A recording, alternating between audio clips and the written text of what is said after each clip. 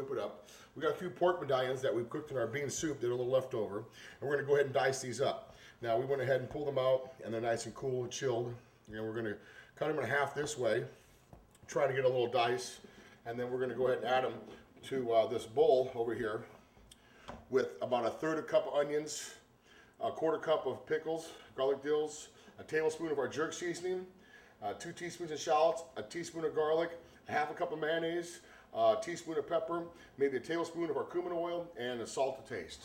So first thing we're going to do is go ahead and put these into little dices. And this is something that's going to be great. You can go ahead and eat it straight, or if you want, you can go ahead and roll it up in a wrap, tortilla, put it on a sandwich, or even on top of a bed of lettuce if you like.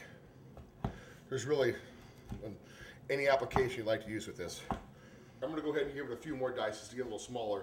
We're going to go ahead and add it to this bowl. It's approximately a pound of pork, maybe a little bit more. They were 3 6-ounce center cut medallions we had out of a pork loin, and they probably cooked down a few ounces. So I'm guessing about 16 ounces of pork.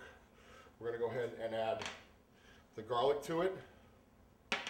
1 teaspoon, 2 teaspoons of shallots, 1 teaspoon of coarse black pepper, 1 tablespoon of our jerk seasoning, about a quarter cup of garlic dill pickles, about a third of a cup of some Vidalia onions, and half a cup of mayonnaise. Now, if you like yours wetter or drier, you can go ahead and either add more or subtract a little bit from it. We're probably gonna go with 5 or 6 twists.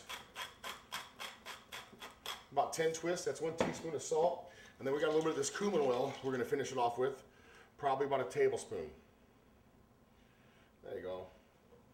And we're gonna go ahead and give that a couple turns over here.